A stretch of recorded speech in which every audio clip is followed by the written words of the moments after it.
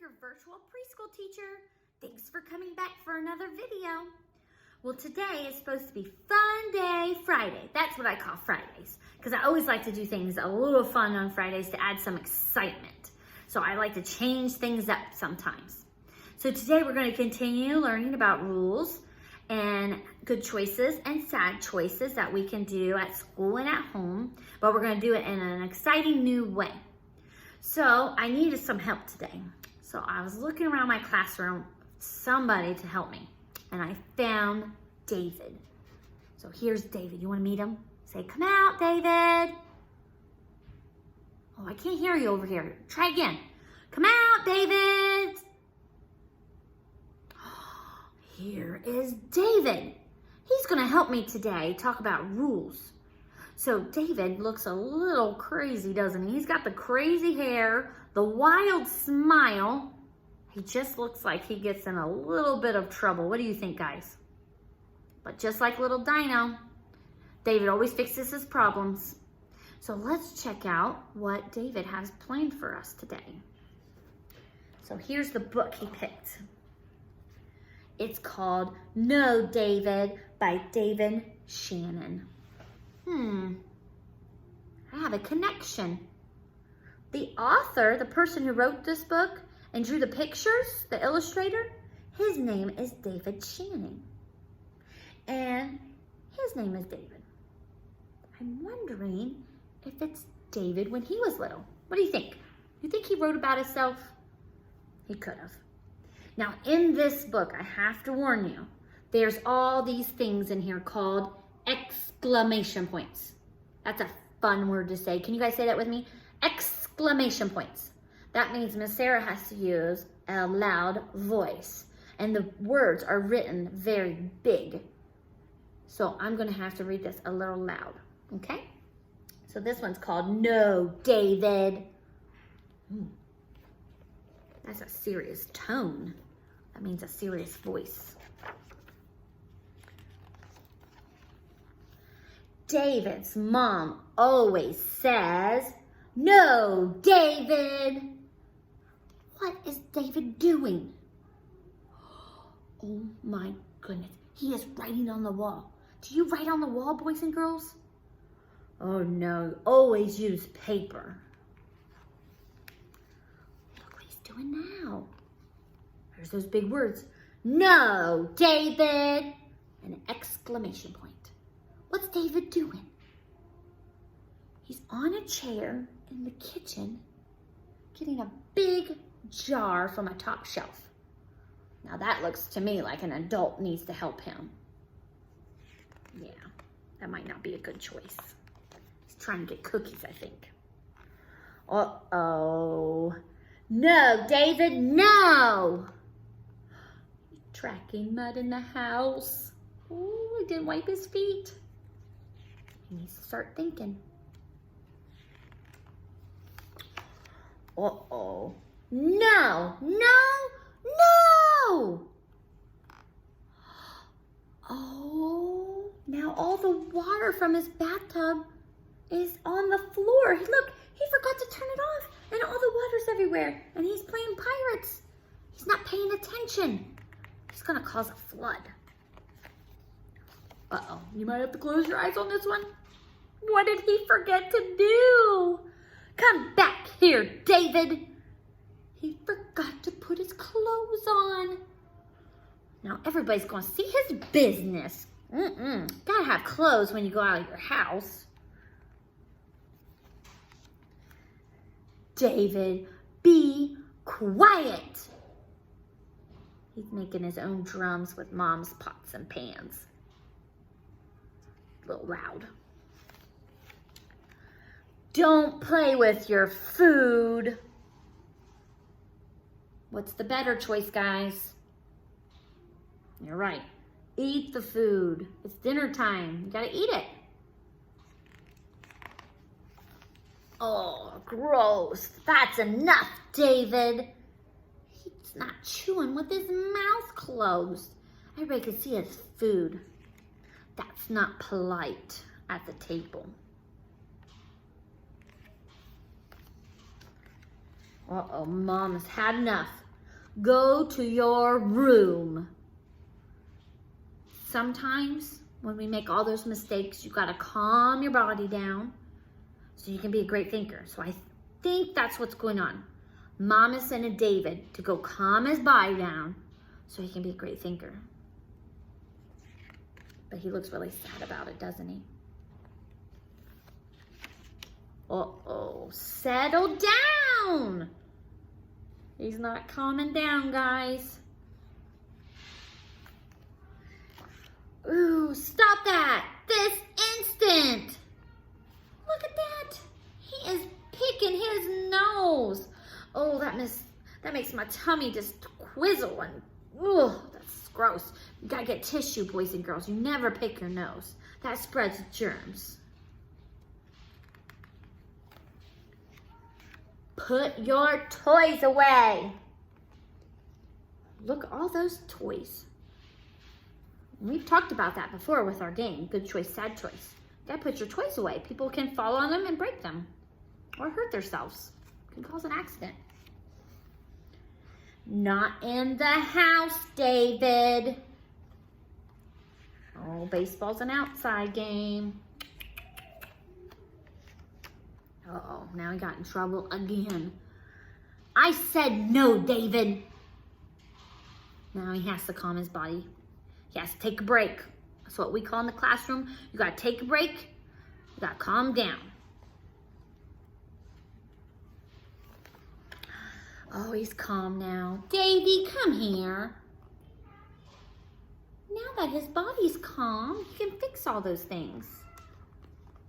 I'm glad he got his body ready. Yes, David, I love you. Oh, that's such a good story. Even though David had a rough day, he made all those mistakes, mommies and daddies still love you, and they still love David too. Sometimes we just have bad days and we have to calm our bodies down and get ready to be great thinkers. And that happens. It happens to all of us. So here's my fun activity. We are going to play Mr. Potato Head. You guys want to play with me? Do you have a Mr. Potato Head? If you have a Mr. Potato Head at home, you might want to go get it out. If not, there's a Potato Head activity in your Tiger Pack. You can do it with us. So in my classroom, I have a classroom rules about what our body looks like when we're ready to learn. And that is something you can do at home. What does your body look like when it's calm and ready to play and learn at home? So I need a potato. So here's Potato. And he doesn't have anything on him right now because we're going to talk about what to do with all your body parts. That big word I talked about last week, expectations. Can you guys say that with me? Expectations. You're going to say that and your parents are going to be like, mind blown, because you're going to be so smart. That's a very big word. All right, so the first part on Mr. Potato Head we're going to look at is the eyes. So I'm going to put my eyes on. So we call these watching eyes. Now, why do we need watching eyes? Think about it. If you don't have watching eyes, you can run into people, you can bump into things, and you're not going to know what to do because you didn't see anything to learn at circle time. So you have to have watching eyes. They're very important. That tells you what to do and where to go. So your eyes should always be looking at the speaker, that's your teacher, or at the activity. So make sure you have watching eyes. Let's see the next body part. What are these? I think they're ears. Yep, they're ears. We need 2 of those. So in the classroom, we call that listening ears. So when you are in the classroom or at home, you have to listen and pay attention what's going on. So you know what to do and where to go. With the teacher, they're going to be teaching you lessons and teaching you activities to do. So it's very, very important that you have listening ears. Okay? Let's see what else. I have a mouth.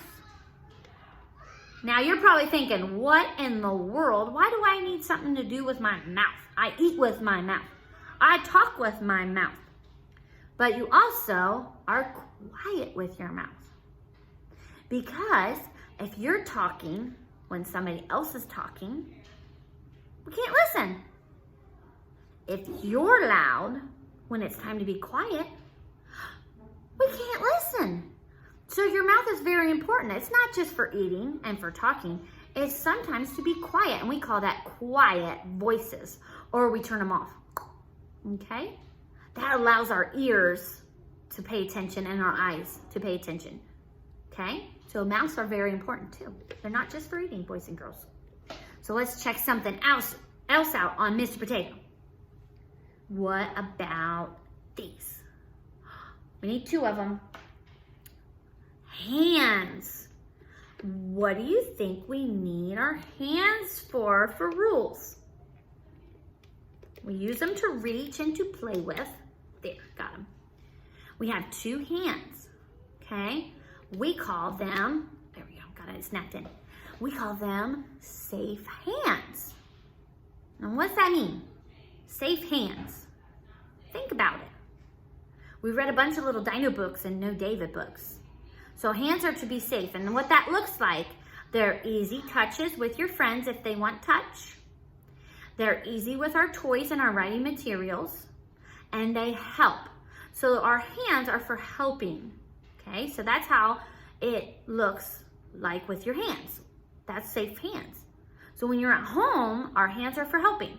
So they could help mom or dad in the kitchen, maybe cook a dinner. That's helpful hands. Or picking up the toys when you're done with them. Those are helpful hands and safe hands. Okay, or using school tools like pencils and scissors and paper. Using those the right way. Those are all safe hands that you can do at home as well as at school. Okay? He just doesn't want to stay on there. Stay on there, hand. There we go. All right, one more rule and then I'll let you go. Our feet. So let's put that on, Mr. Potato Head.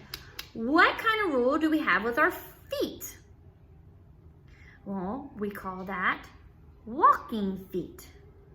Our feet are for walking inside, and outside is where we run, okay? That keeps our body calm. If we're running around the classroom, that gets our heart pounding, and we're not using our ears, we're not using our eyes, and we might even not be using our mouth. We're getting very loud, because that makes our bodies excited when we run.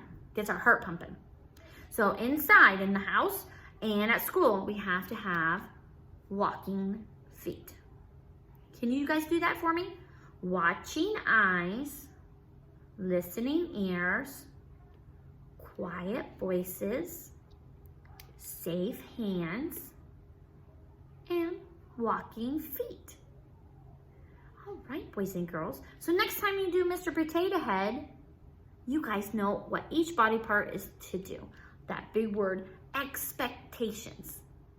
You guys are so smart. Thank you so much for listening during that activity. All right, it's time for us to go. I'm gonna get Tiggy out again. Can you guys help me call Tiggy? Say, Tiggy, come out.